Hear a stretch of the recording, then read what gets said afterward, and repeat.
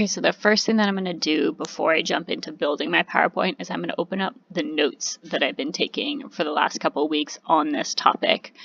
And like I said earlier, my area of interest was social media and artificial intelligence. And so I went through this process and I refined my research question of basically, should we be afraid of artificial intelligence? What are the dangers? What are the benefits to it?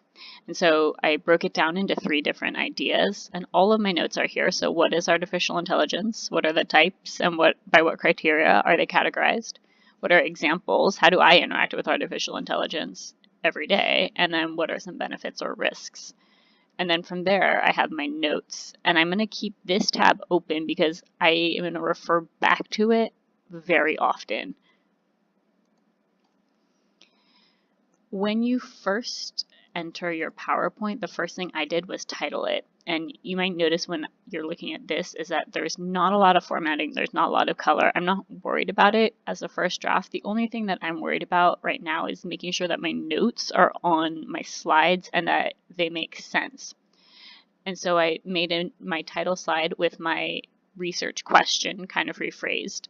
And then I referred back to this first section, which is the second slide, refers to my sub-question based on idea number 1. And so all of my notes from idea number 1 are going to follow. And so that is what's going here. And it really just took up about 2 slides. But what I did notice is that as I was adding in my notes, I realized that I wasn't sure of some facts, and I also wasn't sure, or I noticed that one side had a lot more information than the other side. And so what that means is I'll have to go back and revisit my notes or revisit the source to double check that I have everything. And I did that same process for my sub-question 2. How do I interact? Where do I do it? And I focused on social media. And then my question 3. So I noticed that each sub-question has about 2 to 3 slides in between. I have a takeaway slide, so I have a conclusion slide at the very end.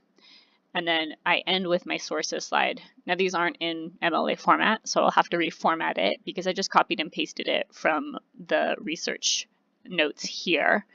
But again, this is a draft, so I'm not really worried about making it look formal just yet.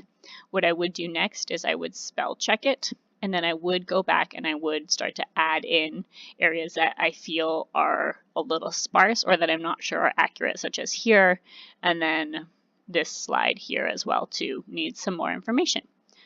All right, that's it.